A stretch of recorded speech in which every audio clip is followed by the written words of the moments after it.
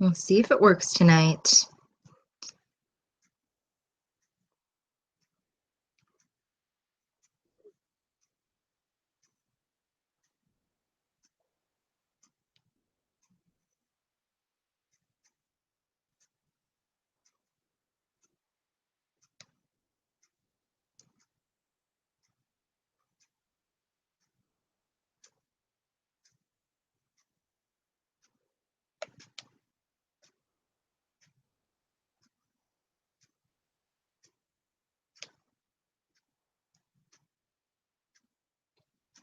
Of a prison wife.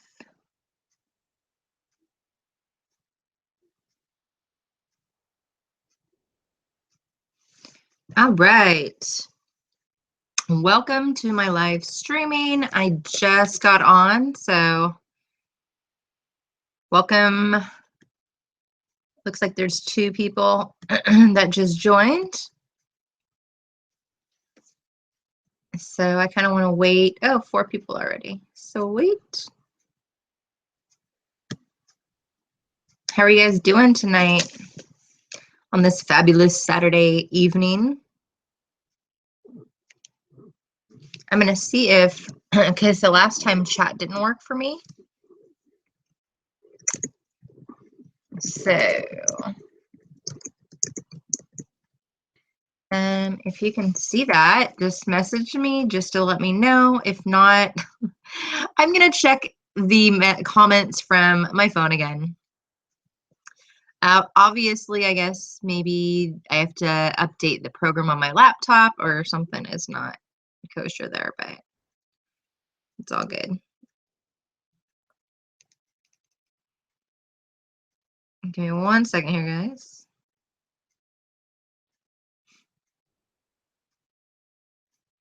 I'm just like trying to pull up the, oh, there we go, live chat. Okay, sweet. Hey, oh my God, Brie, I have not talked to you in forever. What's up, Dan? Hey, Ashley. Relaxing with some wine. Nice. I am relaxing with some water. I'm not a wine drinker anyway, so I'm leaving to go visit my husband in the morning, and I have to get up at like 7 or so.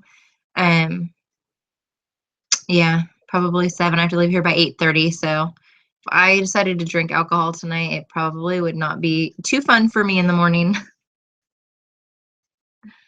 Hey, Ashara.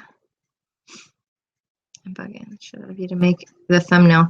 I know, Josie, I know. I've been working on friggin' homework well, not all day, but as soon as I got home, I just had to submit a 5-page paper, and I did a test. It was like a 90-minute test. And thankfully, I have literally everything turned in for the week. You guys, I never have done so much homework in my life. This week has been a living hell. I changed classes, so I had to make up for 3 weeks in one class. So that was 3 weeks of assignments in that class, and then I had to do a 5-page paper in that class and another homework assignment in that class. And then my other 2 classes, one I had a test, the other one I had a 3-page paper and a discussion post.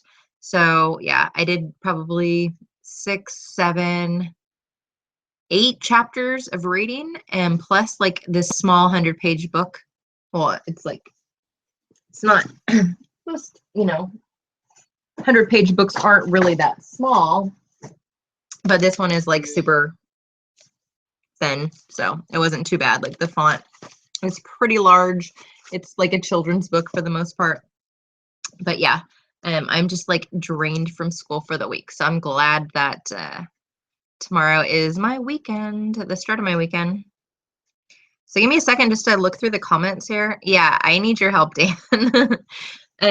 Probably, I mean, obviously not right now, but yeah, when I get back from my little weekend vacay from visiting, then I'll reach out to you for some assistance because I have no idea. I always think of myself as pretty technically savvy, but I have no idea why I can't see comments in the room. It's really weird. Hey, Amber. Ashley, you're so back and forth with visiting. You're funny. Thank you, Bree. Yeah, there's a lot that's been going on with us, and God, in the last, I don't know, year, that's when he filed the petition, was last May.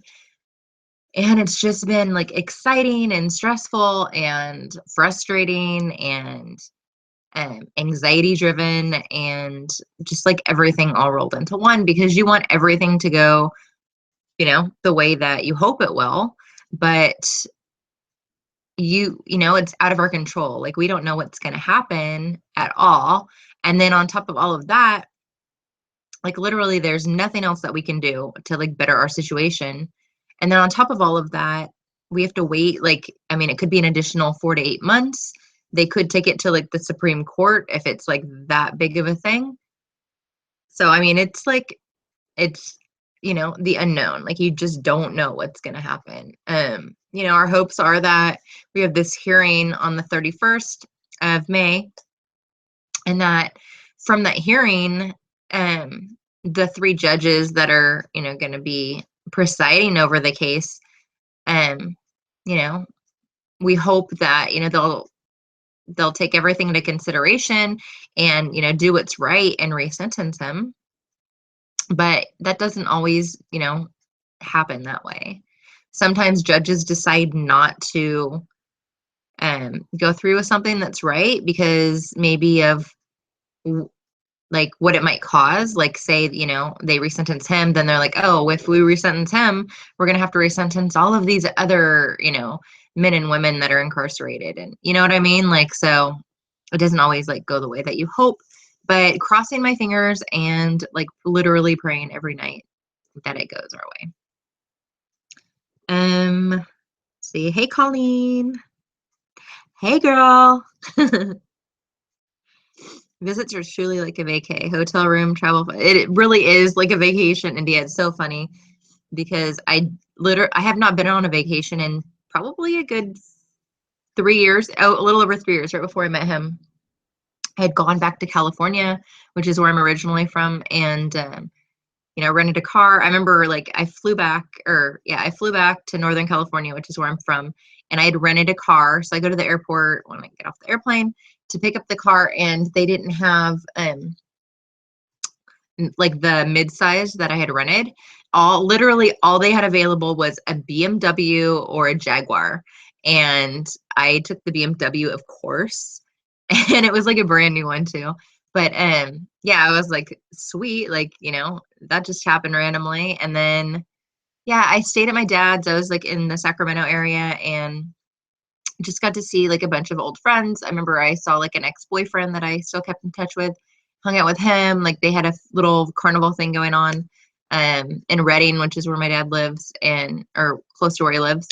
And just hung out there for like, I think a week. I was there about a week or so. But yeah, it had been like a couple of years, I want to say, maybe a year or two since I'd been there. So it was a nice little vacation. And I honestly haven't been back to California in 3 years. It was 3 years this month, which is crazy because, I have a lot of friends there and that's where a lot of my family is at. So it's just crazy that I haven't been there in so long. But it's always nice to be able to take a vacation no matter where you go. And yeah, like I'm going down to Aberdeen, which there's nothing in Aberdeen. The only thing that Aberdeen is known for is the fact that that's where Kurt Cobain is from. So they have like a Kurt Cobain statue there. But literally there's like nothing there at all. And the ocean is like 25 minutes from there, so the Washington Ocean. So I guess that's kind of cool. Let me see.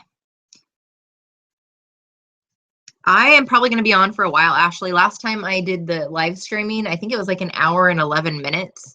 So I'm guessing I'll probably be on here maybe like till around 10 o'clock since it's 8:45.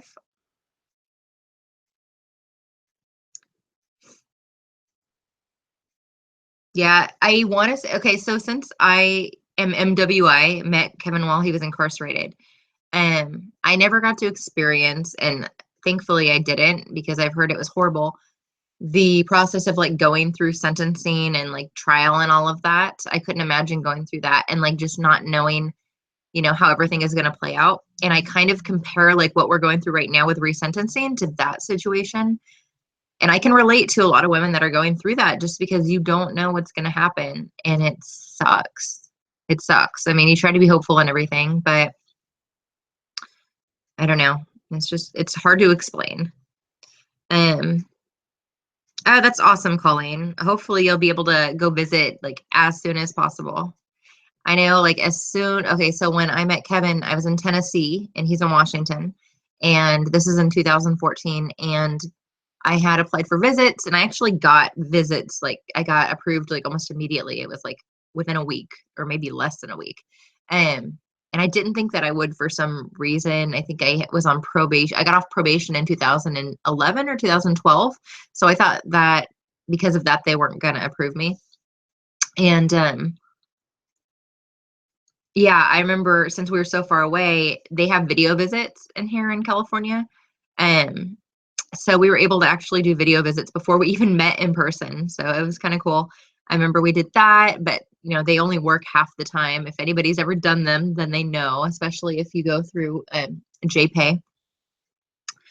So we had that. And then as soon as I moved back to Washington, like literally the day after that I moved, I was like driving to the prison to go visit him. And yeah, and then like from that moment on, like every week I've seen him, except for there's been like 3 times that I haven't been able to visit him because I was just really sick or there was just some situation that came up. But yeah, other than that, like I've been able to see him every single week since August of 2014. No, Daphne, I used to live there. Screw Walla Walla. I hate Eastern Washington, even though I grew up in Northern California where it gets really hot and it's a really dry hot. We don't have the humidity there. I like could not stand Eastern Washington. I couldn't stand like the extreme heat. Um, I just don't like that weather anymore, and I can't stand the extreme cold that you guys have in the wintertime. But yeah, I don't know. I'm weird like that. I like the rain. I like the Western Washington weather. And I like the summers like where when it's like in the 80s, 70s and 80s. That's like perfect temperature for me, for sure.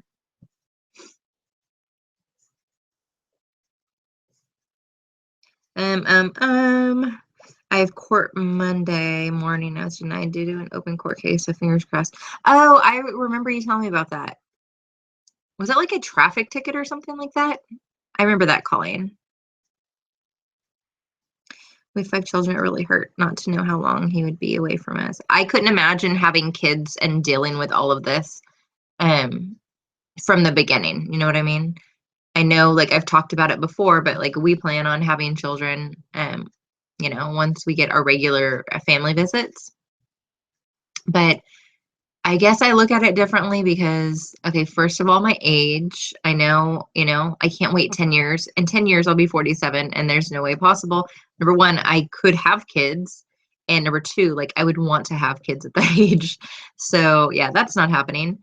And then also, where he's at and like where he's trying to transfer to, they're all like really family friendly. So, I know a lot of prisons in other states, like, Stephanie, one of the admins in the group, she said that I think her daughter is a year and a half. If she's not sitting still, they will kick her out of visiting, which is insane. Like, how can you expect a child or baby, a toddler, like a little kid to sit in one spot for, several hours? That's crazy to me.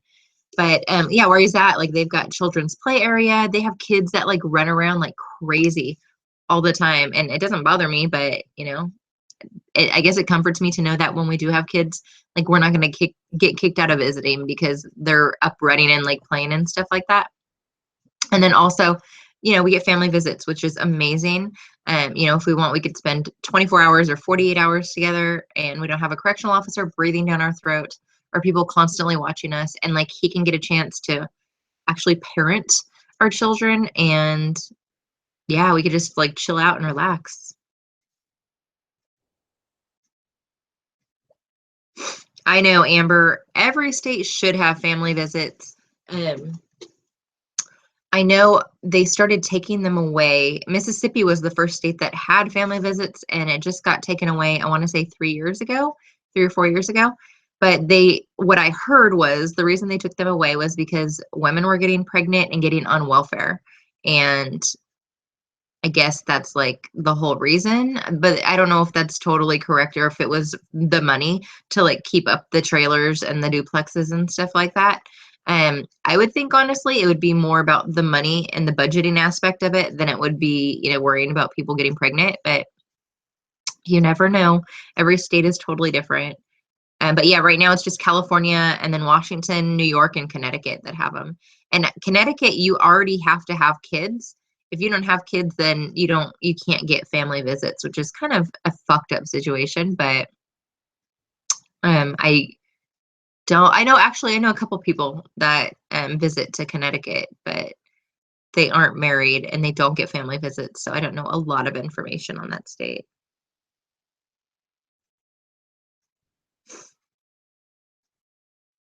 Yeah, see, that's cool, Josie, when they have it like where it's really family friendly. I know it's so cute. They'll have like, remember like when you're in elementary school and they have like the mats that they put down? Like at least the school that I had them. We had this, it was a little school, but in elementary school, we had like a cafeteria or gym. It was also used as a cafeteria.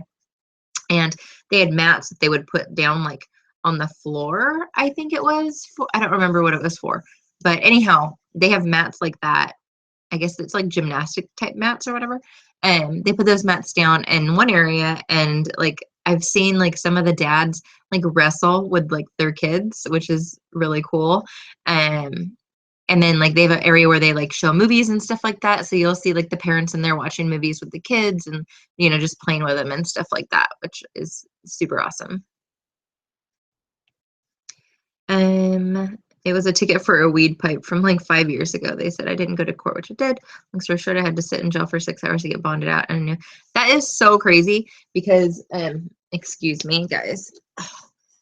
When I was 18 years old, I was with a girlfriend of mine and she got pulled over, and I don't remember why. It was a stupid reason. It wasn't anything totally serious, but she got pulled over and I was totally, totally stoned, like baked out of my mind. And I remember that it was a female cop and a male cop, I think. I remember the female cop for sure, but she made me get out of the car as well. And I had like the cellophane from a pack of cigarettes, and my friend Troy had given me like this really nice big bud. I mean, and it was really, really smelly. Um, and I had it in my pocket, and so I'm so stoned, I totally forgot about it. And so anyhow, so my friend got pulled over, and they found a pipe in her car, but it was not a weed pipe. It was like a dope pipe. Um, so yeah, that gave them, enough evidence to like search me, and they searched me and they found the cellophane in my pocket. And it was California, and California has never been strict with marijuana. So they literally just wrote me a ticket there. And I think I paid a fine. It was like probably a couple $100. And I remember my license, I didn't even have my license, but they like suspended it for a year. And like that was all that I got for that. And that was when I was 18 years old. And even though, they say anything, once you're over 18, it stays on your record. I actually had to pull up everything that I've ever been in trouble for when I applied for my chemical dependency license or certification. And it showed that that had been completely taken off my record, I guess, because it had happened so long ago. So, yep. So that was my little story with getting caught with weed. I didn't even get caught with that much either. It was so ridiculous. By the way, it was 2 weeks before weed was legalized in Colorado. Yo, yeah. So I'd be super pissed. Yeah, having a kiddo with my hubby locked up is really hard. We've been really lucky at visits that no one has said anything. I know, Daphne. I cannot wait for EFVs. We've been waiting like 2.5 years in May. May 22nd will be 2.5 years. So we have like 6 months and like 3 weeks or something like that right now. His counselor is actually really cool. Normally they don't let you submit any paperwork until like that 3-year mark. But she actually told my husband that 2 months before we qualify, which will be in September, that we can submit all our paperwork for our family visit. So that way, when the day hits, she could immediately submit it like the day of, which is super awesome. So yeah, we only have like, it's crazy to think like 4 months, 4.5 months or whatever until we just submit the paperwork. So anyway, just so you guys know, taking medication, not doing anything crazy, but I take freaking hydrocodone for my neck because I have like stupid ass issues with my neck. Bulged discs. I have 3 bulged discs. It's, what is it? C1 through C3, I want to say. Yeah, C1 through C3. From a car accident from 2009, 2008. So literally 9 years. I've been dealing with the same BS. Yeah, so I cannot wait till our family visits. Like, we've been waiting for so long. I feel like it's been forever, and then sometimes I feel like it's gone by really quickly.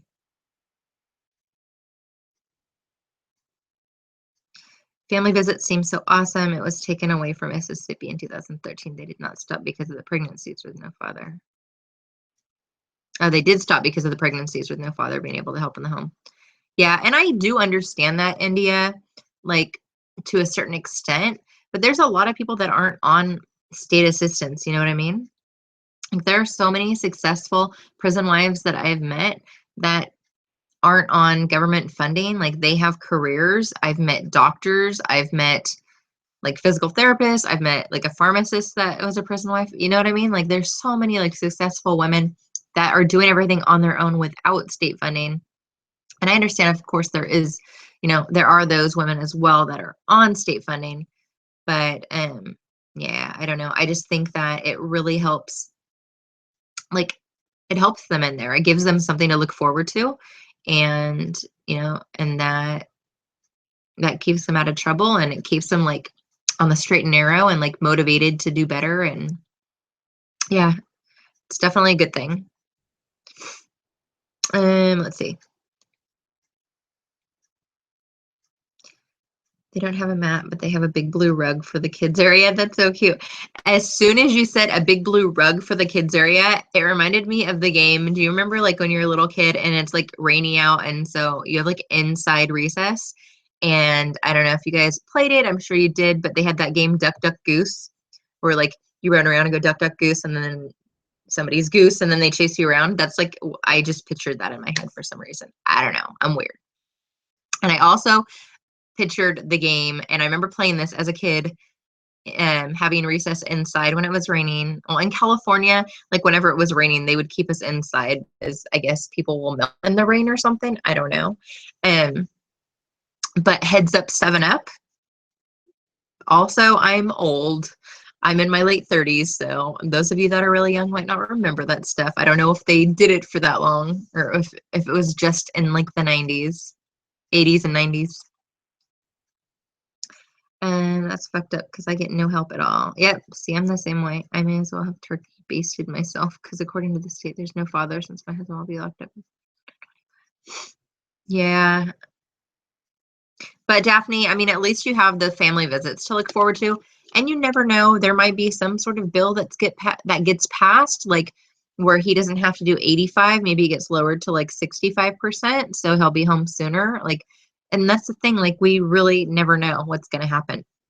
Like, there's bills that just pop up out of the blue, you know? This is cool. There's 13 viewers. That's awesome. So we weren't even smoking or anything. It was all polite. Tyler was caught with a little bit of weed and just got a ticket to Ohio. Isn't that crazy? Marijuana, unless you have pounds or something. Who would have pounds of weed? Or like, who would try and transport pounds of weed? I don't know.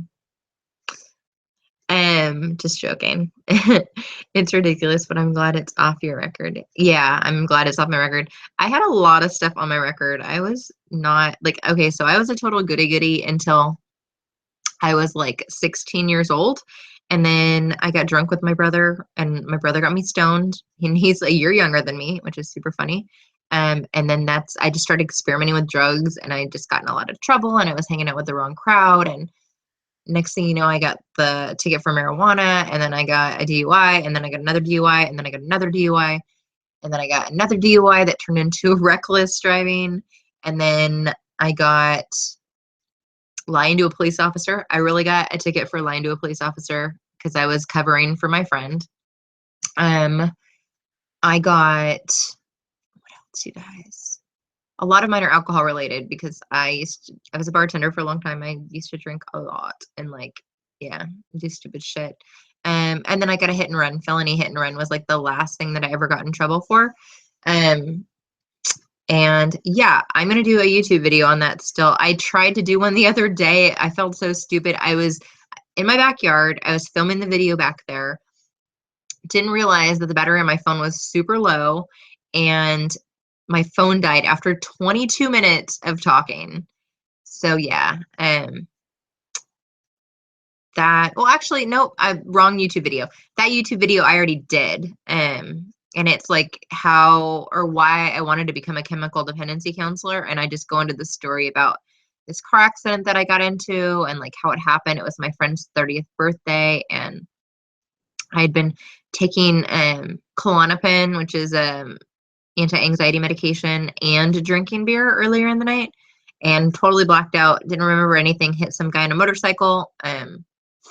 And yeah, got a felony hit and run with great bodily injury. I was looking at 3 years in prison, which was super crazy. Went through inpatient treatment, came to terms with everything. I was like prepared to go to prison. Like my friend had me believing that I was going to go to prison. And as soon as I got there, I was going to try and get a job, like working in an office or something like that, away from inmates. Because I was like, I am not the prison type. Like, I don't know how I would fare in prison. Probably not well. Yeah, so I was like prepared to go to prison, and then I go to court, and then they freaking tell me, which was awesome, that he wanted to give me house arrest instead of prison. So I got lucky. I got so lucky, you guys. With every time I went to court, I got lucky. I don't know how. Um, I don't know if it's like I presented myself in like a classy, nice manner. When other people just showed up in like jeans and a t-shirt and like were disrespectful to the judges, or I don't know. But I just know people have been watching out for me over the years. Should have died about a dozen times, and I got super lucky. Did house arrest at my dad's house for like 9 or 10 months. I forgot. I think it was 9 months. And then did probation for 3 years, and that was it. And that like woke my ass up, and haven't been in trouble since then. Really haven't drank since then. Definitely haven't done drugs in many years. So yeah, pretty crazy story.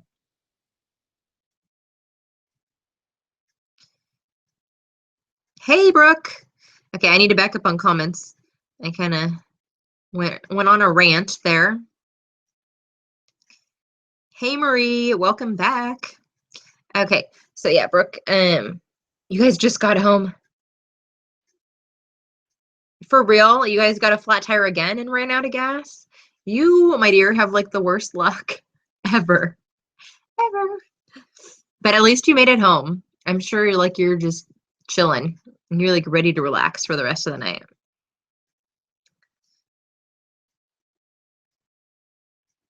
I know there's like a delayed reaction, Josie. I think it's like maybe about 10 seconds or something like that.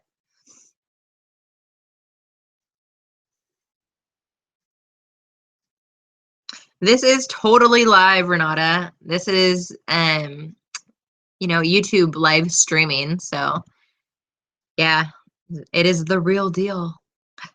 But I feel so dumb because I can't see comments in like the group chat on my screen on my laptop for some reason. I don't know why. Yeah, but RDAP Dan is gonna help me. Once I get back from my little vacay, he's gonna help me figure it out because obviously I'm not that technically savvy, or my system isn't like I don't have the most up-to-date Google Hangouts or Google Chrome or whatever. I don't know. He has a 20-year minimum, no good time on the first 20 years, and he can only get 6 months off the last 5 years, and then has 2 years community custom after that. Let's see when they will change. I'm gonna get my ass bowed. Yeah, Daphne, I mean, it's a long time. It's like Kevin, he got a 28-year sentence.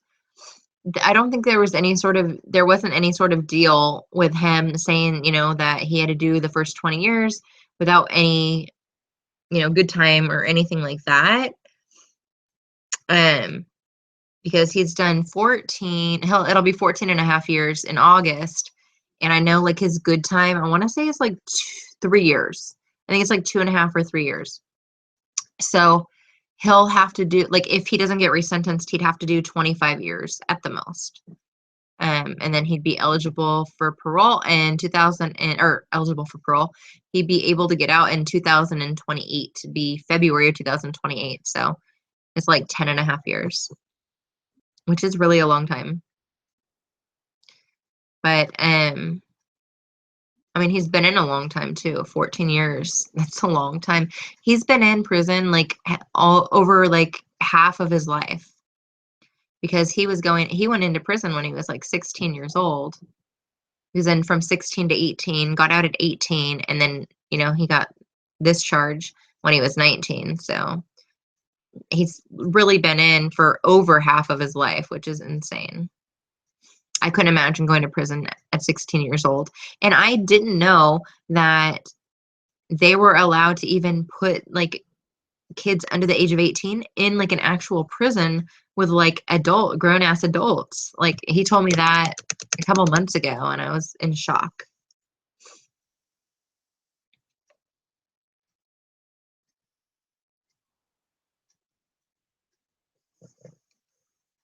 Good luck, Colleen. I know. I will definitely say prayers for you. Kevin has been in literally forever. I feel so bad for him. I kind of like, I understand where his mom is coming from now, like, as far as like why she doesn't want to talk about, trial and his case and stuff like that, just because, for 14 years she's gone through all of these appeals with him, and I get it. I mean, I haven't been through it, but I could only imagine, like after 14 years, how difficult that would be. But I think it's really cool that they've been able to have family visits for like they've had them for like, I think 2 years now or something like that, or maybe close to 2 years. I think it was Christmas of 15. Yeah, I think Christmas of 2015 was when they got their first family visit. So, yeah. So, do you guys want to see what I'm going to wear to visiting for the event tomorrow? And I have a job interview on Tuesday when I go to Aberdeen. So, I was going to look for a dress today. Like that was my plan. I was like, I'm going to go to the bank. I'm going to go get a dress. I'm going to go get my nails done, and like I'm gonna get super prepared. So I go to Kohl's, and okay, so the admin girls know I took some pictures. I tried on like 6 dresses. There was one long one because they have no long dresses. They're all like spring dresses that come like right above my knee. And they were super cute though. I liked them. I thought they were so cute. I would get them, if I weren't going to the prison, like, just to wear when the weather's nice. And I think I'll probably go back and get a couple, because I've lost a lot of weight. I've never been able to wear dresses. My legs have always been super fat and I hate them. And yeah, so I don't look that bad in a dress now though. So I was super excited, but I did figure out what I'm going to wear. So I'm probably going to be the only one not wearing a dress tomorrow, but I'm okay with that. I'm okay with that because I usually dress up for the most part, so it's okay. So give me 1 second. I just hung it up in my closet, and I will be right back.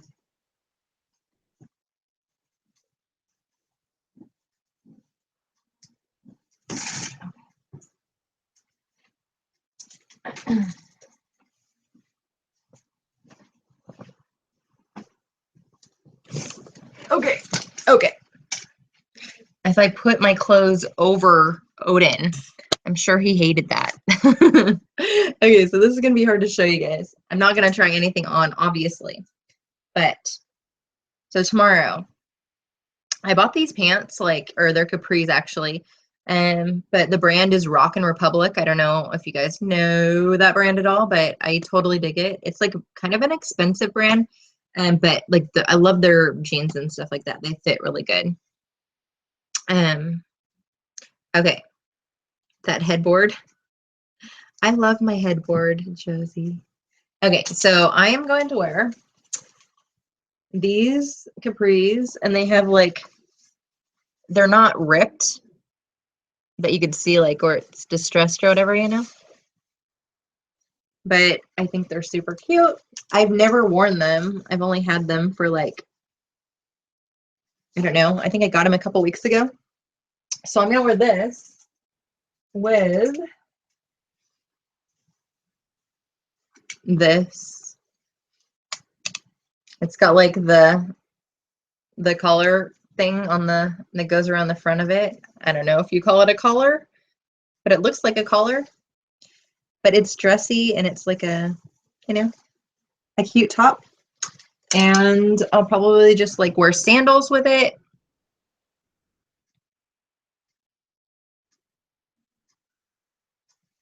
I know like the video is totally delayed or the comments are delayed. Okay, so that's one outfit. So I'm gonna wear that tomorrow. Okay, so then on Tuesday I have a job interview, and it's for, one's for 911 dispatcher and the other is for chemical dependency counselor. Yeah, I remember I showed you when I went shopping for that. Okay, so for my job interview, hold on. I am wearing this top, which I love. It's like a super, like almost like electric blue color, but I love like the back of it. It's super cute.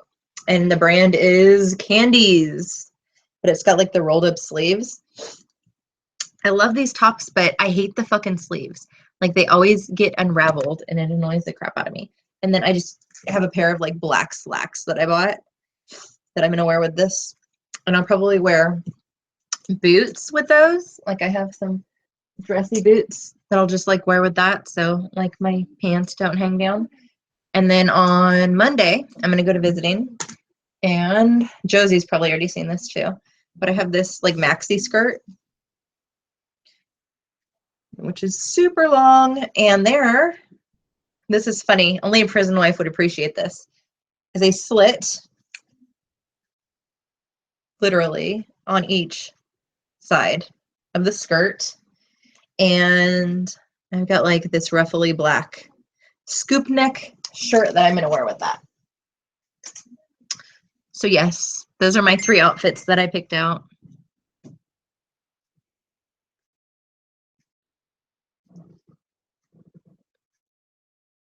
I would not be able to wear that to visit. They are so strict.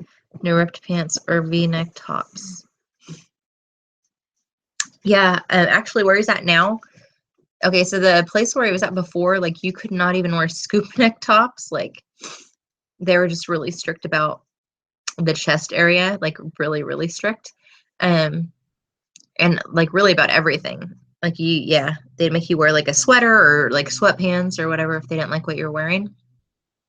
But where he's at now is like really relaxed, really laid back. So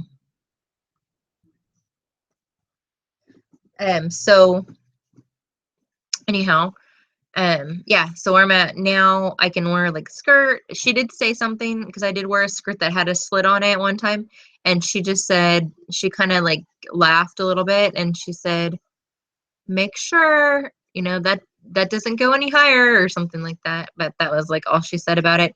And then they've never said anything to me about like you know, show like it being too low or like having a V-neck or anything like that. So it's pretty chill there apparently. So it's cool. I'm excited. But I, of course, like any other prison wife, will bring like spare clothes just in case. I'll bring like spare outfits just in case I'm not able to get into visiting. But I don't see why I wouldn't be able to, because I'm sure there's a lot of people that are going to be wearing dresses and they're going to be, you know, short. And yeah, I'm wearing a long skirt, so I should be good to go. And then I got my nails done today. I went like with the whole mood. I don't know if you guys have ever heard of the mood color. So when your hands are cold, they're one color, and then when they're warm, it's another. So I got that done today, and then I got a pedicure, and yes, I like went all out.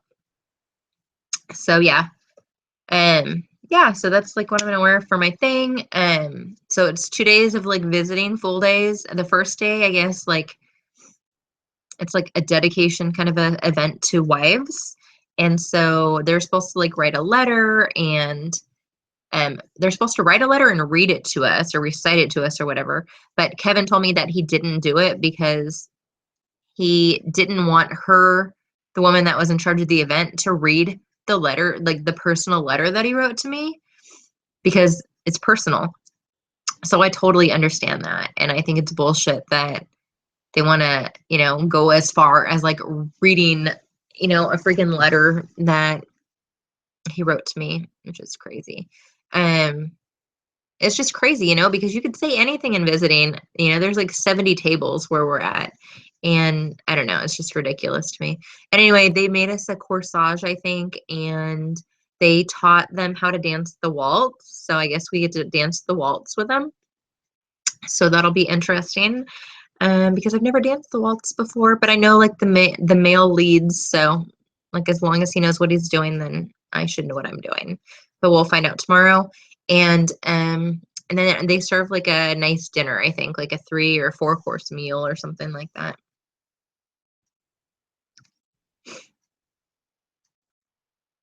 So yeah, so that's tomorrow, and then I think it goes until like 4 o'clock in the afternoon, and then after 4, actually at like 5 o'clock, then people can come in and visit other people. So I just stay there until 8 o'clock. So it's 11 to 8 tomorrow, 11 to 8 on Monday, and that's just like a normal visiting day. And then I'm staying the night in town. I use that Airbnb site that Renata told me about, which is super awesome because I'm saving a lot of money. And so yeah, so I found this super cool lady that's renting out a room for 2 nights. It's like $27 a night. And you can't beat that like anywhere, literally. Well, it's actually not literally, I guess. um Figuratively, I guess is what I was looking for. Yeah, you can't beat that. So yeah, so I'm gonna do that. That's new and different. And then Tuesday morning, when I check out of her house, I have an interview at 2:40 for the a drug and alcohol counseling job. And then I have another interview, and it's pretty much just like, I show up at, I think it's like a temp agency kind of a thing. I show up with the application, and I have to get a typing certificate, and then they like interview me on the spot kind of a thing. So it'll be fun. I don't know if anybody is commenting or not because I don't see any messages. So if you guys are there, somebody say hi. Oops, I can't chat.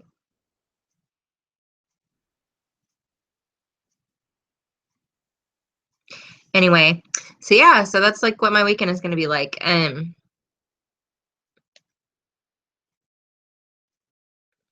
Oh, hey Janet, hey Colleen. Okay, your armpit can't even show. What do you mean? Like if you were like to lift up your arm, like I could wear this because my armpit doesn't show. But if it like hung lower, then you wouldn't be able to wear it. But then again, you couldn't wear this because it's a V-neck, so it would be too low. That's crazy though, you guys. So, oh, you know what I was going to show you guys? Okay, so I did, and I know a lot of you guys are into the whole My Love Is So Big thing, where everybody's taking pictures for each other from other states. And I actually had a book made. This was really popular. I think it was around January and February. And I like went all out, and I got over 100 pictures from different people. And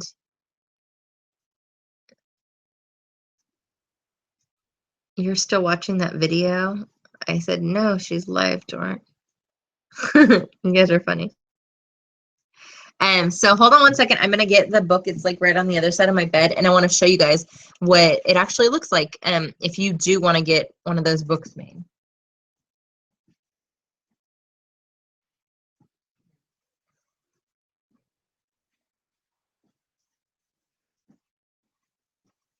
Okay, so this is what I had made through Shutterfly. And they did actually, I'd never ordered anything from them, but they did like a really amazing job. Okay. Sorry about the lighting in here too. It totally sucks. I have to invest in like an overhead light because I don't have one. So yes. So anyhow, okay. So like I said, I had over 120 pictures, and I like did the most pages that you could possibly get. I think it was like $50. It was like $53 or something like that. I forget. It's been like a couple months, so I don't remember exactly. But they, yeah, they only allowed me to do 100 pages, so I had to like take off some of the pictures that I had that were duplicates. So this is what it looks like. It's like my favorite picture of us, and it's a hardcover book. And on the bottom, it just says, "My love for you is so big, 2017." And then on the binding there, it's backwards for you guys, but yeah, "My love for you is so big, 2017." So it's the same thing. And then like you open it, and it's just, you know, like a regular book in the front. And so the first page here, and it's out of, somebody took a picture outside of the Braves stadium. And it's, I don't know if you guys are familiar with "My love is so big" thing, but it's like where somebody from somewhere else that you don't live, like writes, you know, a note that says like the notes I always asked for said, "Kev, Tammy's love for you is so big, it has reached," and then like it says Atlanta or like wherever they're at. And so this chick, whoever did it for me, was in front of the Braves stadium, and she took a picture for me. And then I wrote below it, "I want to show you how hard I love you," because we always joke about that. Like he'll be like, "I love you so hard." And so I thought that was funny. And then I said, "So I had 100 people from all over the world write you a love letter for me. I love you most." And then I just wanted to show you guys like a couple of like really cool ones that I got, because I have my favorites. This one is my favorite. Somebody actually went to Stonehenge in the UK and wrote that note for me and took a picture. Super awesome. So there's a couple other ones that are my favorite. So my cousin, she's my first cousin. She's like my baby cousin because she's like 12 years younger than me, but she lives in LA. She works for a music label, and I had her take that picture in LA, which is super awesome because it was like family that did it. So I thought that was really cool. And then there's that one in Germany, which actually one of our members, I don't know if she's in the group anymore, but she did that one for me. And give me a second, you guys. There are some cool ones that I really like. Kevin is like a huge, what team is it? I'm not a football fan, so Patriots. He's like a big Patriots fan. And so Lisa, who is a member in our support group, she went to the fucking Patriots stadium, and like she climbed over the gate to get there, and she did this and took a picture of it for me, which is awesome. And there's one more in here that I want to show because there's also one at Disney World too. Kelly works for Disney, so she took a picture at Disney World and did that for me. And where's my favorite one at? Okay, so Kayla from Confessions of a Prison Wife, she had somebody, I just found somebody that would do that. And that is actually in France. And that's like a super famous statue. But yeah, it was in Versailles, which is super cool. So I was super excited about the book. At the very end of the book, it has like the same picture that was on the front. So we have that, and then that is it. But it's like 100 pages of just pictures, you guys. It's super funny. But yeah, he totally loved it. Like he got a copy and then they actually sent me a copy on accident. So I have a copy here and then he has a copy at the prison with him.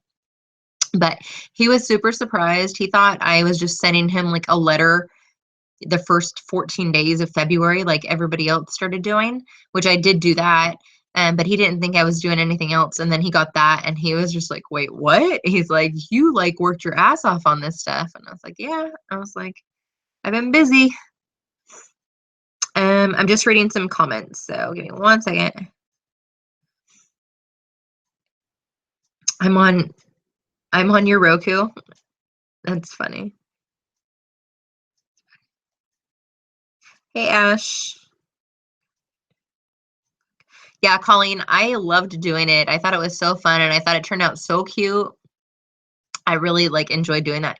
And it's hard too, because if you've been doing this for a while, you run out of things to like send to them because we're really limited on what we can send. Like literally, we can send pictures, cards, and like for us, the only cards that we can send are like super basic cards, like Dollar Tree pretty much cards. Like there can't be any pop-ups or glitter or anything like on the cards. Um, Books and like that's it. Oh, and magazines. You can send him magazines.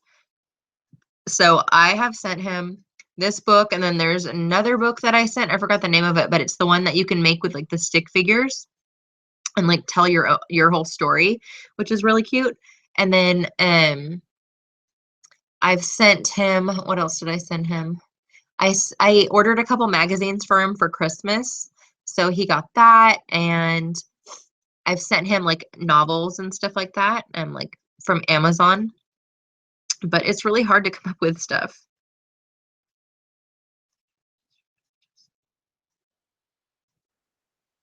Yeah, Colleen Shutterfly is who I went through for that book.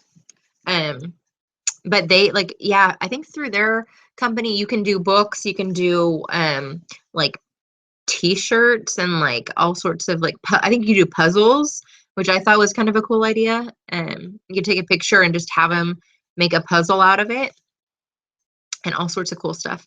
So yeah, I would definitely like check it out and see if maybe you might like something that they offer there. And a lot of times the cool thing about them is they will give you, especially when you first sign up with them, like free prints. So if you have pictures that you want to send to him, they'll give you like 100 or 50 or something like that free prints.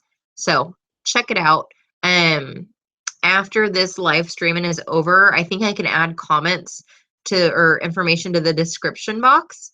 So if I can, I'll go ahead and link their website so you guys can check it out. And yeah, yeah, we'll definitely do that. But yeah, so what else was I going to talk about? I know I was going to talk about clothing and visiting. Every prison is so different. I've seen some women that wear like super tight tops that show everything and like short skirts and stuff like that or short dresses. And I've seen some places where you have like my mother-in-law said that not Stafford, Shelton, which was like where they first go when they're sentenced and when they leave jail, they literally, she said, had to wear, you have to wear it up to it has to cover up to your collarbone. So she said she had to like go to Walmart or somewhere and just get something that covered her so that she could just get in to visit with him. But yeah, I mean every place is totally different. And like where he's at now, you can't wear camo, cargo pants, um what other there's like tank tops, your shoulders have to be covered. I'm trying to think. Oh, you can't have larger than like a 3-inch heel if you wear heels, which I don't wear heels because my ankles are fucked up. So it's not like a big issue for me. Um, yeah, and they have like some rules like that, but it's not too bad. Like it's not too strict. And then they do have the issue with holes in jeans. But like these jeans that I have, the capris that I have, like it just looks distressed. It doesn't look like there's actual like holes in it. So I think I'll be okay. I hope I'll be okay. So yeah, that's what's going on with that. Um Do you guys have any questions about anything? What are you guys up to tonight? After I get finished with this, Kevin usually calls me around like 10:30 or somewhere around there, 10:30. Usually it's been 10:30 lately, and like the latest that he can be on the phone is 10:45. They do count at 11, so yeah, they usually close the day room right at 10:45. Which is really lucky because I know a lot of places the day room closes like way early. Um, but yeah, so he usually calls me like around 10:30, like at the very last minute, like right before he goes to sleep or has to go in his cell. And I am a night owl. Like I am freaking up forever. I like last night I was up till 4 in the morning watching 90210. That was fun. I think I talked about it on the last live streaming that I did. Like I was talking about how I started watching 90210 again and I hadn't seen it like since I don't know, since it came out like in the 90s. And there's 10 seasons of this show, and I'm on season 4. Like, that's how much I have been watching of this show. I literally try and watch at least one episode a day, and I am pretty obsessed with it. And it got off the air in 2000, so living in the past, Tammy. Super funny. But yeah, just always remember, like, if you haven't been to visiting, to bring spare clothes. And when I say spare clothes, I would just bring a pair of jeans and like a regular t-shirt or a sweater or something like that, something that you know they're gonna let you in with. And then just like a pair of like flip-flops or tennis shoes or something like that, sandals or whatever. You know they'll let you in, just in case. I haven't had them turn me away. To where I've had to go buy something or I've had to bring in an outfit or anything. The only thing I had them turn me away was for shoes. I had these like dressy like platform heels, and they were 3 inches. I swear they were 3 inches, but she said they were higher than 3 inches, so she wouldn't let me in with them. But I had a pair of like sandals or something in the car, so I just went and changed into those. And it was funny because I never wear heels at all because my ankles are so messed up. So the one time that I decided to buy them and wear them, she like told me no. So it's kind of crazy. Yes, Daphne, 90210, and not the newest version, like the original, like old school version, the classic. It's funny when I talk about it because I feel like my grandpa when he would talk about like these old classic shows when he was a kid and stuff like that. But I feel like that's how it is because the actors and actresses that played in that show, the original one, they're like in their 40s now, like late 40s, I want to say. But I like absolutely love that show. I'm obsessed with it right now. I'm on the episode where, if you know, Andrea, Andrea, Andrea, I think that's how she pronounced her name, Andrea. They're in college. It's like their first year at college, and she just had sex with he was like a teacher's assistant, and like she was a virgin, so she just lost her virginity. That's the episode I just watched last night. It's super funny. And Brenda, um, she just went out with like this 24-year-old guy that her dad set her up with. And Kelly and what's his name? I was gonna say Luke, but that's his name in real life. Kelly and Dylan just broke up. That's my up-to-date 90210 info. Walla Walla has clothes that you can put on. I was gonna say that too. Coyote Ridge had like a sweatshirt, super bright yellow sweatshirt and yellow sweatpants that they would give you to put on and wear if you didn't have anything. And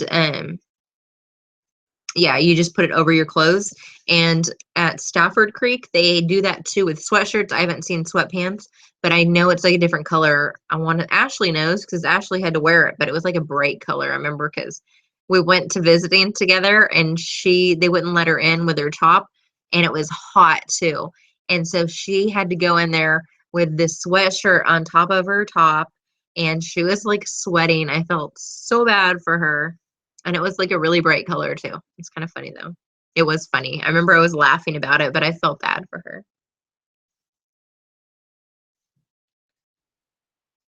Saved by the Bell. Oh my God. I remember watching that like on Saturday mornings.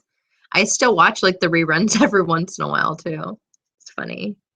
And it's funny, like those shows, like the theme, the theme song to those shows, like you never get those songs out of your head. Like I think Saved by the Bell, and I instantly like know exactly what the song is. And the same thing with the Fresh Prince of Bel-Air.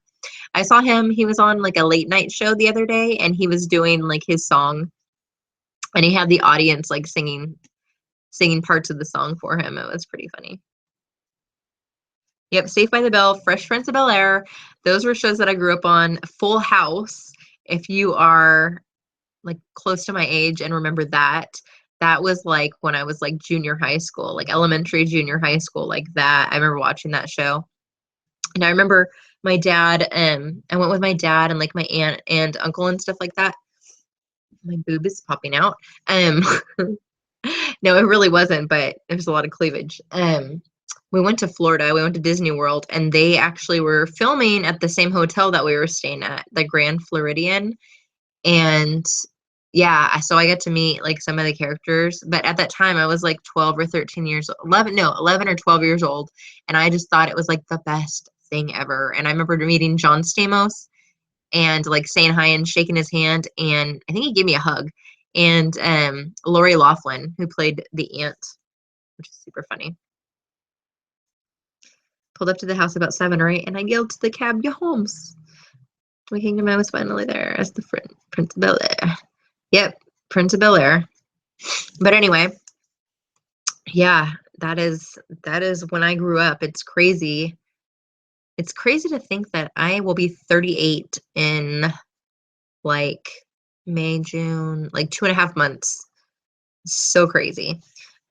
So I don't know if you guys have countdowns on your phone. I don't know if you do, Daphne, just because he has so much time left. But I just have always felt like more comfortable having like a million countdowns, even though Kevin has a long time. Um, so since we have our first hearing on May 31st, I did this countdown until oral argument. So we have 31 days and 11 hours until that. And then I've changed my countdowns too. I have like 3 different ones on here. So then I have this one, which if you can see it, maybe not. I have early release date. I think the second one is 3-year wedding anniversary. And then the third one is when we turn in our paperwork for EFVs. So we literally have 20 weeks until we turn in our paperwork for EFVs, which is crazy. Oh my God, it's super crazy. And his early release date, this is funny, is 3,936 days. It's not really funny, but I try to make humor out of everything. So we have 129 months, or 10 years and 9 months. Yeah, it's pretty sad because it's so far away.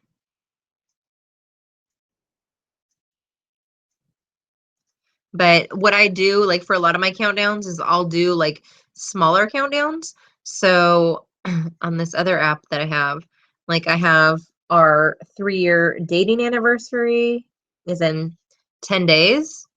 I have his birthday, which is in June, is in 22 days. Or I'm sorry, 6 months until EFVs is in 22 days.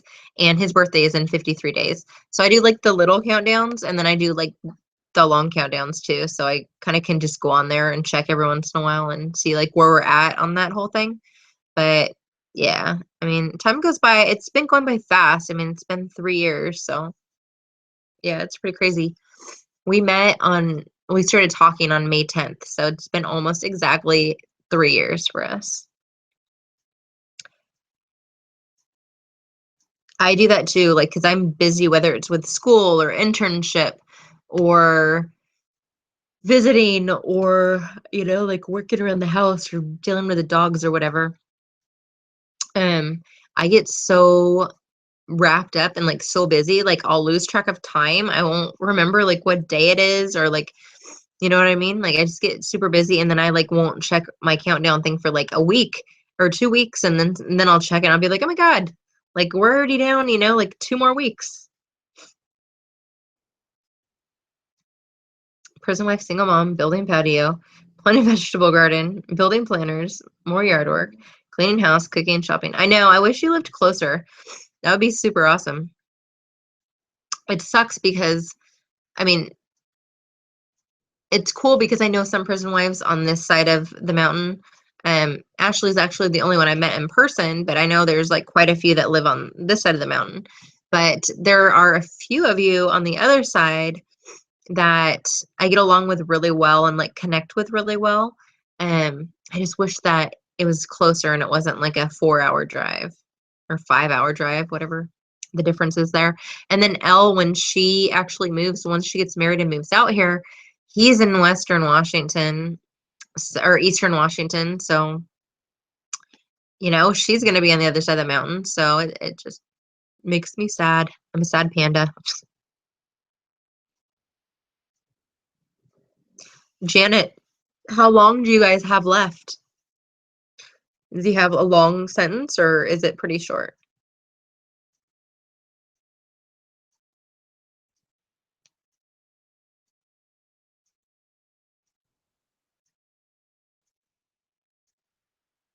Five hours. Yeah. I don't know. I considered taking a job in Connell because they're hiring for drug and alcohol counselors at Coyote Ridge, but there's no way that I could do that. Like, okay, so I was gonna do it because they were offering like a $7,000 hiring bonus. And I was like, yeah, I could do $7,000 and then make like $20 an hour or whatever I think they were paying $18 an hour. Um, and like live in like a nice house in Connell, you know what I mean? Like, so I would make really good money. But then Kevin can't be at Coyote Ridge, so that just blows that whole thing out of the water.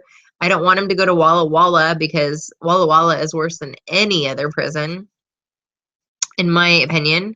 Um, And then, like, if he stayed in Western Washington, when I went to visit him on the weekends or whenever I had a day off, I'd have to drive like 5 hours every weekend, just to visit. And so, I don't know. I just thought about it. And I thought about like when I lived there last time and how miserable I was because everybody spoke Spanish and I just wasn't around anybody. I didn't have any friends in the area. And I was like, yeah, like, I don't think I don't think I would be happy. Even though the money would be good, like, I don't think I would be happy. And my emotional happiness is like more important than like money. That's just how I feel, I guess, at this time. Excuse me. 10 years. So he's done 10 years and he only has 2 to 3 years left, or he has 10 years left.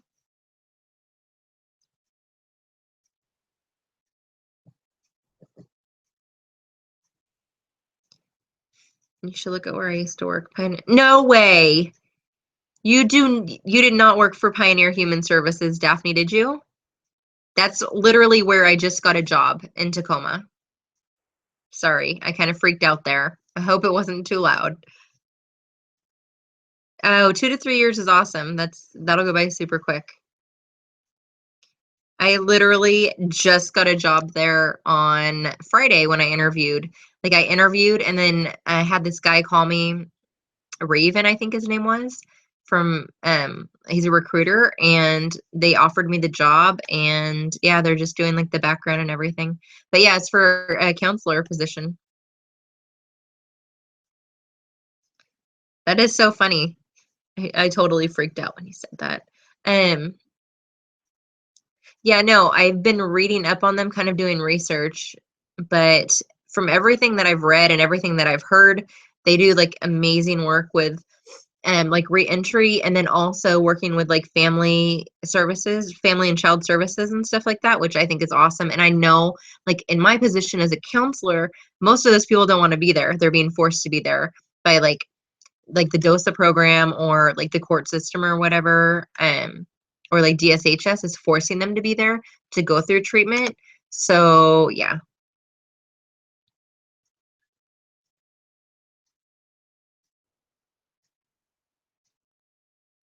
Yeah, and then I just got like they sent me over like their benefit package and everything like that. And their benefits are good. The medical is like high, so I don't think I would take their medical. I'll just keep what I have now. But like vacation and PTO and like all of that, sounds really good. And the pay, like they're starting me off at 14.50 an hour, which isn't bad because I'm still in school, one for being a counselor, and it's literally my first position as a counselor, my first paid position. So 14.50 I don't think is too bad. But the interview that I have on Tuesday in Aberdeen for a counseling position, they pay $14 to $16 an hour. So I'm kind of debating like if I get the job in Aberdeen and they want to pay me $16 an hour, I would be able to like definitely like live there in that area, and I would I would be okay like financially. It wouldn't be bad because I don't have a lot of bills. Most of my bills are Kevin's bills. It's like phone, gas to go see him, money. Most of it is money on the food card, like when I do go to visit him. They're state funded, so they pay a little less than everyone else does. Yeah. I think their work would just be so rewarding, like what they do. And I think it's really amazing what they do. I really like that. Um, but yeah, and the two women that interviewed me, super cool, like down to earth. Like I didn't feel like I was in an interview. Like I did, but I didn't. I felt like, we were just like chatting, like super easygoing, and I didn't feel like a lot of pressure or anything like that. So yeah, it went like really well. I was super excited with the whole situation. But yeah, I think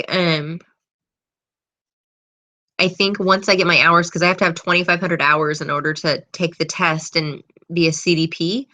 Um, Once I get those hours, then I would be able to make quite a bit more than what I'd make as a trainee.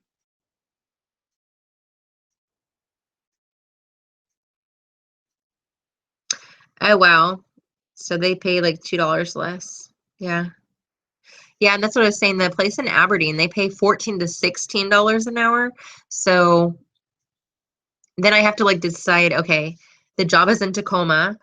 I live in Port Orchard, so every day I'm gonna have to pay a toll to go to work. And then I think it's paid parking too because it's downtown, but I think they said they pay for my parking. Like they give me tokens for parking. Um, so I mean, just the toll alone is like 130 bucks a month or something like that.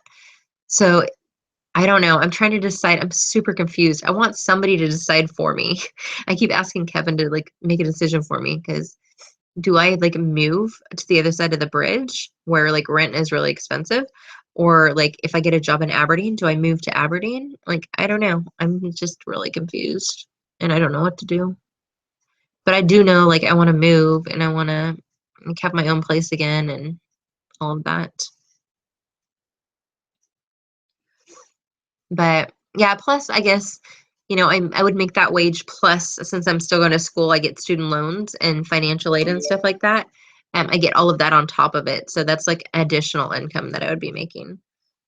But what I'm trying to do is I'm trying to take like student loans that I get and just put that all into savings. So that way I have, you know, like 4,000.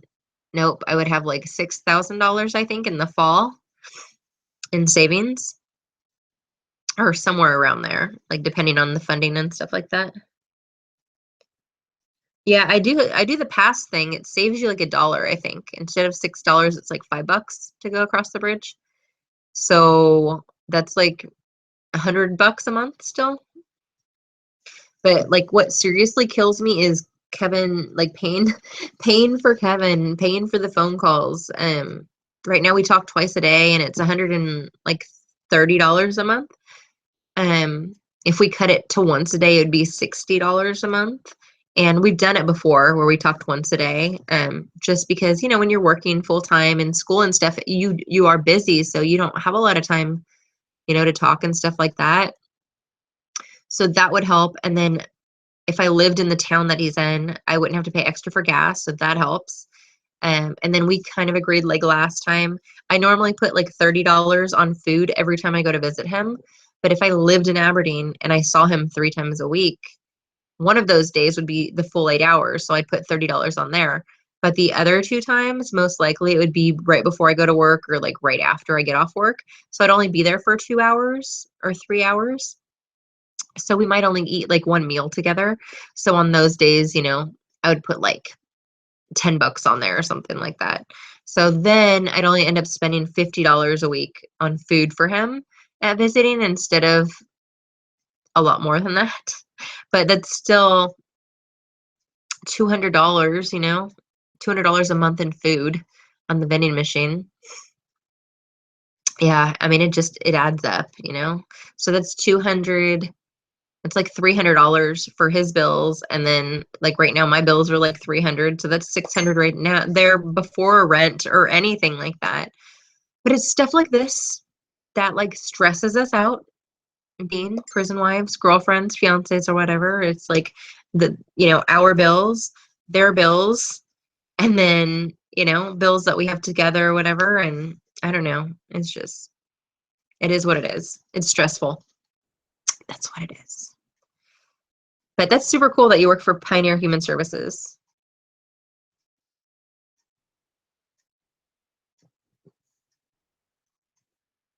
He can't call on weekdays. Wow. So literally, like, you guys are only talking twice a week. Are you able to visit him at all right now? Or do you have to wait for his custody level to change?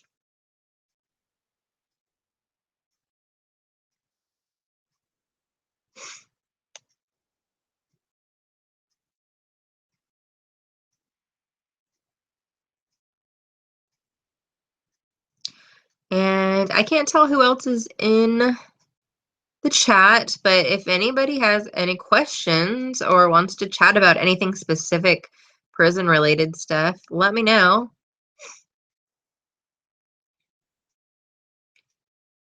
I hope I'm not boring anybody to death talking about jobs and relocation and stuff. I mean, it is related to prison stuff, but I guess it's like, I guess, super specific, so maybe not everybody would be interested in talking about it.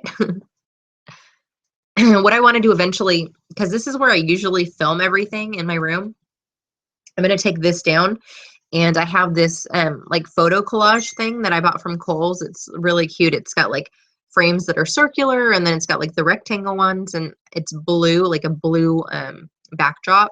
So I want to put that up there, and then I'm going to paint this wall right here, I think, just to add like some color and stuff. And then, like I was talking about, add some light to the room, because there's like, I have you can see it over there. I have that light in that corner. Oh, there's my wedding picture. I look so different in that wedding picture too. So I have that light in that corner, and then above my desk, I've got like that light. And literally, that is like all the light I have in my room. It's crazy.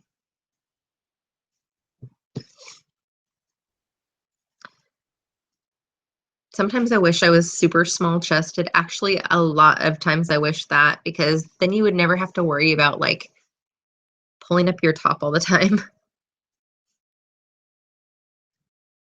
I saw him twice this week, but that's because the doctor I worked for was on vacation. Were you all married before he went in, or did you get married afterwards? Hey, Jackie O. So we were not married. He went in 2003. We met in 2014. So I actually got married in a Washington state prison in November of 2014. So we've been married 2.5 years. Janet, I feel bad at times because I can't do so much for him. I have so many bills going that his parents have to put money on his books. Yeah, Janet, I literally have only put $10 on his account, probably like a handful of times. His mom has always bought his quarterly packages. I know she did it before I knew him, and she continues to do it for him. I appreciate it so much, because I wouldn't be able to afford it, or if I did do it, I would never be able to live on my own, just because it's so expensive. and he doesn't have a job in there right now. He's been on a list to get a job for the last year and a half, I think, and he just hasn't been able to get a paying job in there. So, and even if he did get a job, it would only be like $50 a month, so it wouldn't be that much.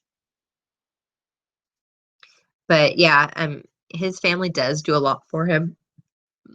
Besides me putting money on the phone, his mom puts a lot of money on the phone. I want to say every 3 months, every 3 to 4 months, she'll put $200 on the phone, which helps us out a lot. Because, like I said, if we talk twice a day, it usually is around $120 or so. So that does help us out a lot. And then like his best friend, who he was incarcerated for 15 years as well. I can't talk. He was incarcerated for 15 years as well. He got out a little over a year ago. He'll put money on his phone account. I mean, I always put it on his pen so he can call whoever instead of just only having to call me. Um, and he doesn't call other people too much. I mean, he calls his mom once a week and his dad once a week, and he'll call his friend Kurt usually, I don't know, not once a week, maybe like every other week he'll give him a call. And then he's got a couple friends that he calls every once in a while, but for the most part, it's just like me and his parents. Um, so I'm not worried about him, taking the money that I put on there and like calling a bunch of other people. But yeah, I mean, I his mom puts money on the phone. She does the quarterly packages. Um, I am going to get him a TV because he's had the same TV for like 10 years. And the TVs cost like 250, it's like $230 with taxes and everything like that. And he needs a new pair of shoes. And so that's like another $50. So that's $300 that I need to order stuff for him. And that's the first time that I've ever ordered anything like that, where it was that expensive. So yeah, it's spendy. I mean, it's expensive and it's hard, you know? But I mean, at least I know he doesn't watch TV all the time, but he does have his shows that he watches and sports and stuff like that. So at least I know that he'll have a TV that works. And right now he has a TV in there, but they charge him rent for that TV every month, I think. It's not anything crazy. I think it's like $6 or something like that. But you know, it adds, or no, maybe it's like $10, but it adds. I know it adds up for sure. Definitely. Me and my husband were together. We have a 4-year-old child, but we got married this last September. Yeah, Jackie O. We got married November 22nd of 2014. I met him through a pen pal website, and I was living in Tennessee, and he was here in Washington. And I was planning on moving back here anyways to go back to school, because I'd lived here before. So we pretty much talked for about 3 months, and then I moved back here, and then we met immediately in person, and then 3 months later, we got married.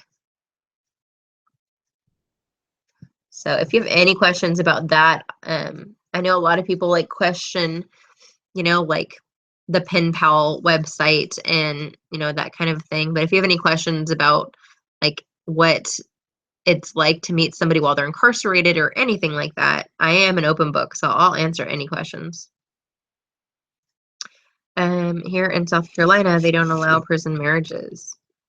We were together. So, I have a friend. She used to be an admin in our support group, and she's from South Carolina. And I think I remember her telling me that too. We were together 7 years before he went in, and we wished we would have done it before. Now we have to wait even longer. How long does he have before he gets released, Jackie? Murphy? Sorry, Murphy is trying to sleep and he's kicking my laptop around.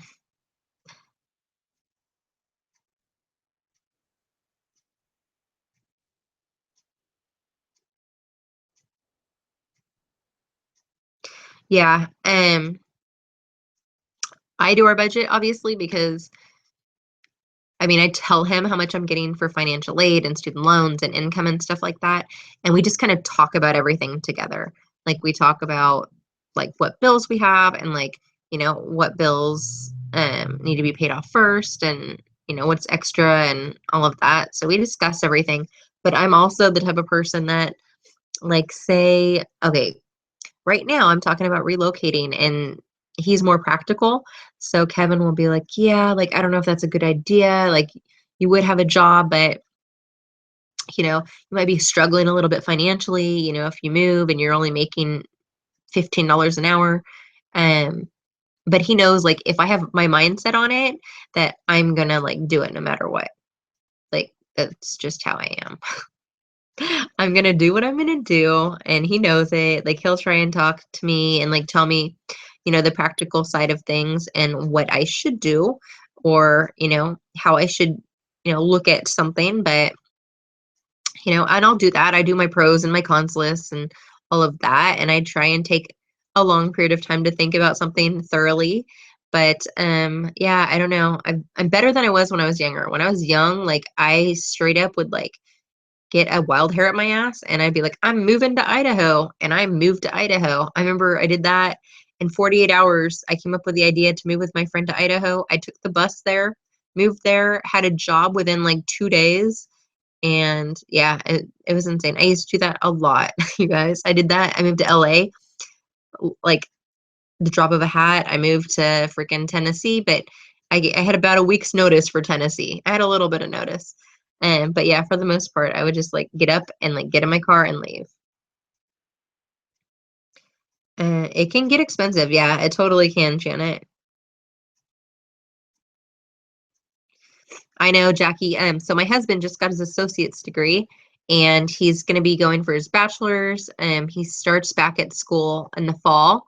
So I think he's going to the University of Illinois, I want to say, but it's all through correspondence courses. So his mom, that's another thing, she is paying for him to go to school, which is amazing. It's super awesome.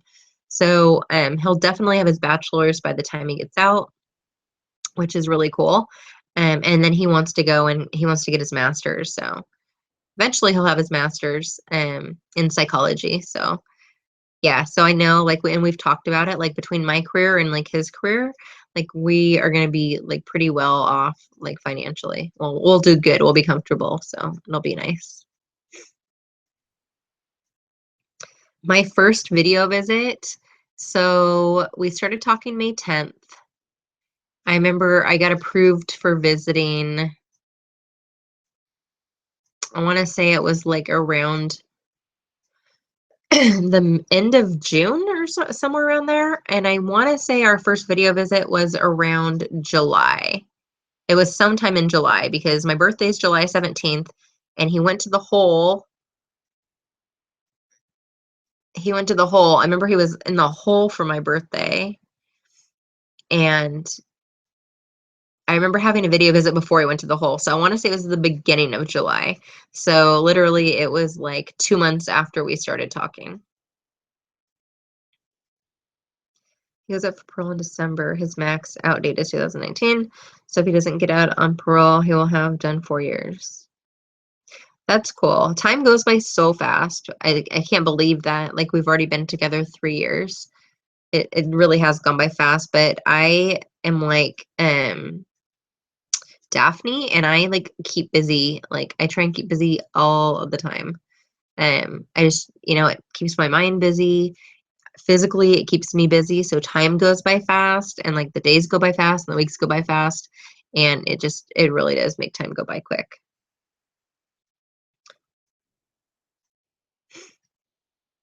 But yeah, 2019 will be here before you know it, for sure. My husband gets out. His earliest release date is February 8th of 2028. He's been in since 2003, so he's been in over 14 years. He was 19 years old when he got a 28-year sentence. And in Washington State, we don't have parole. So if it's a violent crime, they do have to do 85%. So he is going to have to do 25 years of that 28-year sentence. Um, right now, and you can actually watch some of my past YouTube videos about it. We're in the middle of filing a petition for resentencing. We filed it a year ago, and we actually just got a hearing. It'll be a year, like, next week that we filed it, but we just got a hearing for May 31st. So in like 31 days or 32 days, It's a public hearing in Seattle, and it's for oral argument. So pretty much our lawyer goes in front of this group of 3 judges against the prosecutor. And they each give like their side of why my husband should be resentenced or why he shouldn't be resentenced. My hand looks really huge when I do that.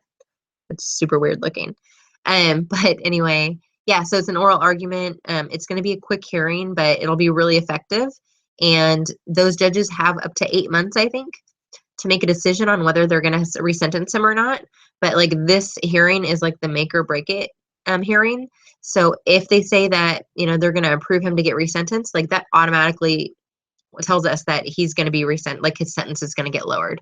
And they usually do abide by like the guidelines, sentencing guidelines. And the guidelines say that for his crime, if they take his age into consideration, which they didn't at the time, he should do between 16 and a half and 19 and a half years. So that means he would have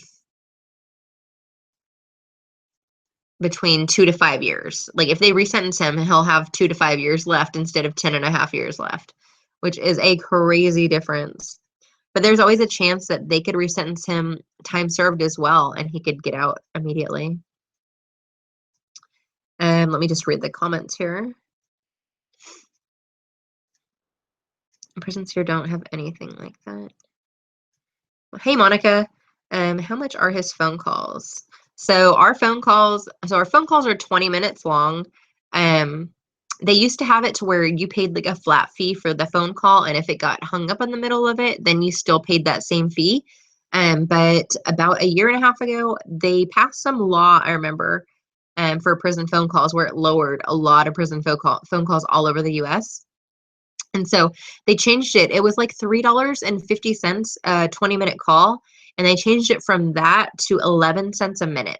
So instead of paying for, that full call, we're only paying 11 cents a minute. But it does, like, we always talk a full phone call, full 20 minutes. So it's $2.20 for a phone call for us. So we talk twice a day, except there's some exceptions. Like right now, I'm taking a college class, and he's kind of doing it with me. So I had a test today, and he did it with me. It's on addictive drugs, like it was on downers, and we're both in the same field.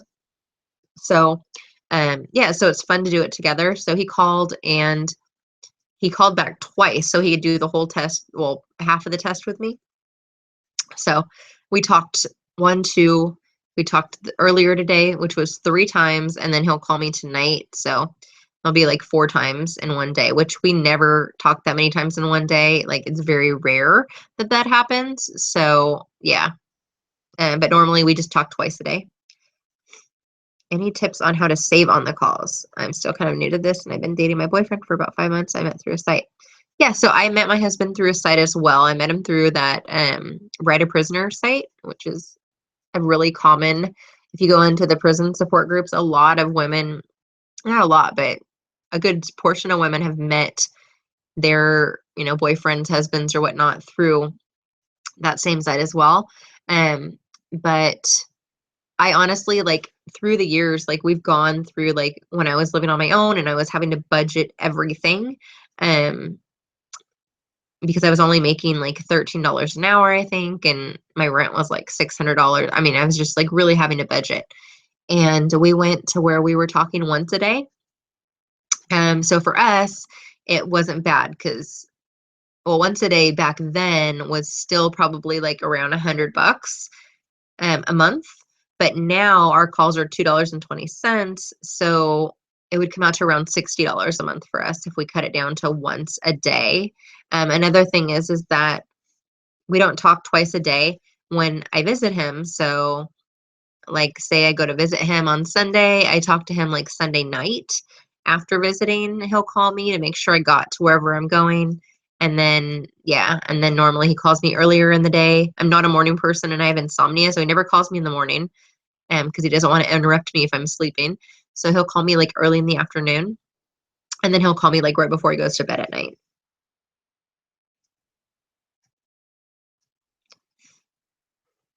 Wow, 5 kids, Jackie? That is cool though. We want to have 3 kids. So, and then we get our family visits in November, so we get to start trying for kids like as soon as possible. So, I'm super excited about that. It's a huge thing, I think.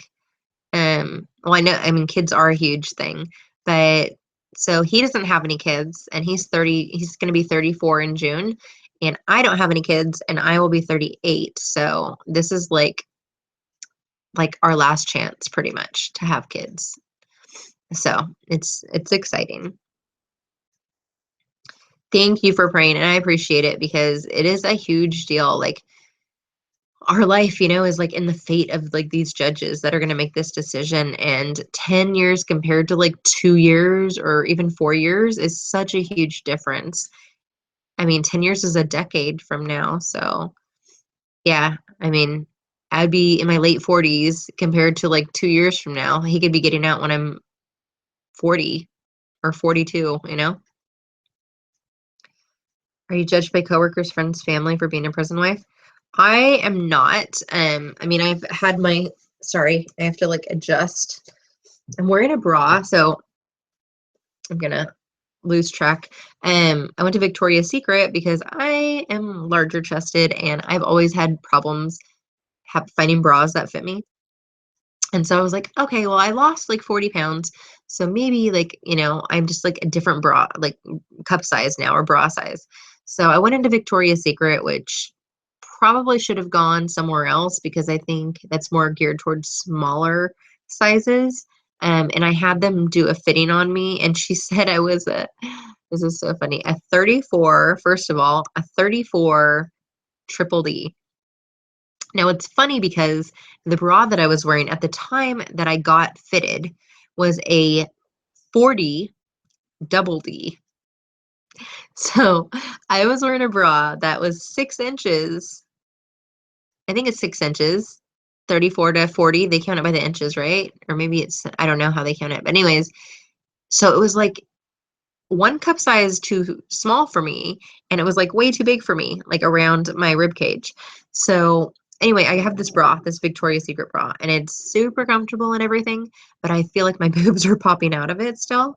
So I don't know if she like just did not fit me correctly, but I am getting frustrated because I spent all this money on bras and none of them fit me to the point where I can like walk around in them comfortably and not worry about where my girls are at, so to speak. So as far as being judged, um, so when I first got with my husband, I told my mom and she's super supportive. She was there when we got married at the prison. And then I got married. And then I told my dad after I got married because like my dad raised me for the most part, and I guess I just knew like that he was going to be very judgmental about it. So I didn't want to talk to him about it. I didn't want him to like kill my buzz. So I told him after we got married, and it was probably like a week after, or maybe a couple days after. Um, and my dad was very judgmental. I remember him saying it was more disappointment. It wasn't like you're stupid or anything like that. He didn't say that. His response was like, I just never thought that my daughter would marry somebody in prison, let alone somebody that's in prison for murder, because my husband is in for second-degree murder. And yeah, so that was his response. And I remember my husband wrote him a letter at one point, like introducing himself and, you know, just like breaking the ice kind of a letter. And my dad never responded to that letter ever. It took about a year, I want to say, for him to accept the fact that, it was a real thing, that it wasn't just a phase that I was going through. Um, and hi, Dad, if you're watching this ever. I just told him about streaming on YouTube, so he might watch this.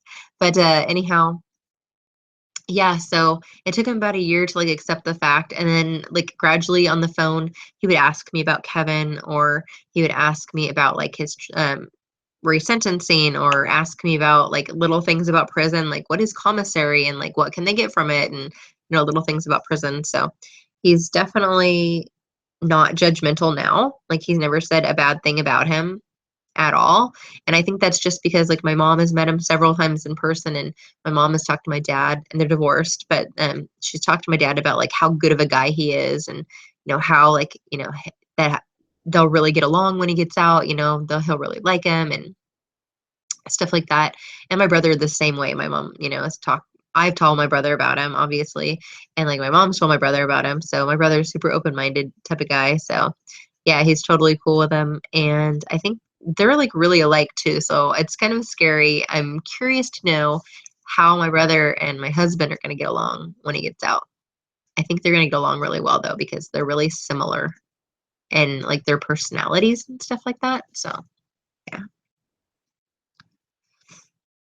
But as far as coworkers, I was never judged. Where the place I was working for a software company when we got married, and they actually gave me gifts. I remember one girl, she gave me a gift certificate, and I ended up getting a scarf with it. I was living in Spokane. My boss gave me like a $50 gift card, I think. Um, Everybody like congratulated me, and like nobody was ever judgmental about it. I had his picture on my desk and stuff like that. There's a couple people from my past, like that I went to high school with, that asked me questions about the situation in kind of a judgmental way. um they like asked me like, how do you know that he's not using you, that kind of stuff, like normal judgmental stuff if you're with somebody that's incarcerated. But it's never been really bad for me. I've gotten lucky with family and friends and stuff like that as far as being supportive of my situation. Answer my question. I'll pray for sense. I hope everything's so well. Thank you so much, Monica. I appreciate it. And if you're ever looking for support, I don't know if you're in a support group. Um, the name of our prison wife support group is Secret Life of a Prison Wife, the same as the YouTube channel. So you can find us on Facebook if you're ever interested in joining a support group. We have like 700 women in there. They're all super awesome and amazing and supportive and genuine and helpful. So if that's anything that you're looking for, feel free to do that. And if you're new to my channel, be sure to subscribe to the channel, you guys, because I'm trying to do 3 videos a week. My friend Britt, who is helping me with the photo editing portion of these videos, she's been sick, so I was sick and then she got sick. So she hasn't been able to help me, but normally I put out 3 videos a week. So if you subscribe to the channel, there's like a little bell looking thing, and that'll actually notify you whenever I upload a new video on the channel. But yeah, I try to post stuff that is related to prison life stuff, like PTSD. I don't know if you guys know what that is, but I've had it for 12 years. I know a lot of prison wives that suffer with that. So I'm going to be posting um, some videos specifically on that type of stuff. And then also like domestic violence, just experiences that I went through, not with my husband, but in a past relationship. And that's where my PTSD stemmed from. And then just like past, like my life, my past history with, addiction and recovering from addiction and schooling and, stuff that you go through as a prison wife, whether it's visiting or trying to figure out how to budget. I have a friend that's in my support group that she's a coupon queen, and she's supposed to be doing a video for us on couponing, which I'm excited about because I want to learn how to do that. But yeah, it's I try to be really diverse in like topics on the channel because I know, different people come on for different reasons and not everybody's interested in the same thing. So yeah. The demi bras from Victoria's Secret, I'm a 40D and they're super comfy. I think that's what I have on is the demi bra. I think she just fitted me the wrong size. I don't know how she fitted me the wrong size, but I just know that my boobs are popping out of my bra and it gets super annoying because I'm constantly having to like shove them back in.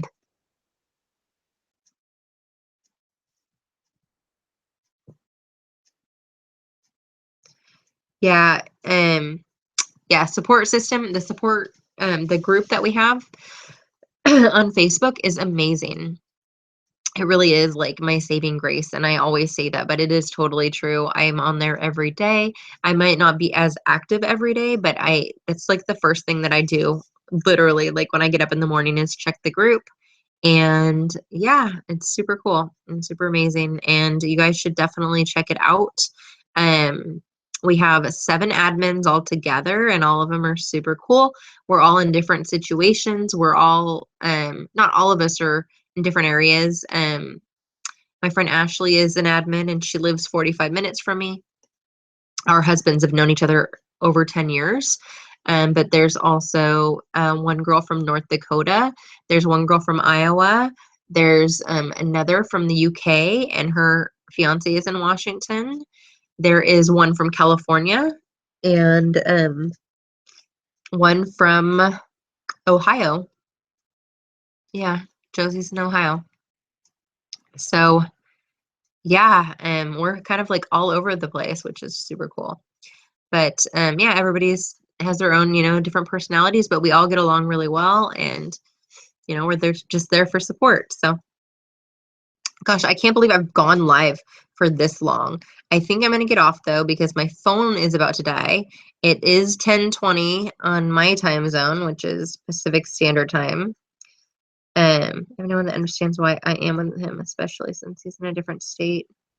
You couldn't have just fell in love, just instant connection. That's exactly what happened to us, Monica. Like, I always use the day that we started talking as like our dating anniversary because we just instantly had a connection, and it was from the very beginning. So, um, I totally understand where you're coming from. And if you ever want to email, you can email me.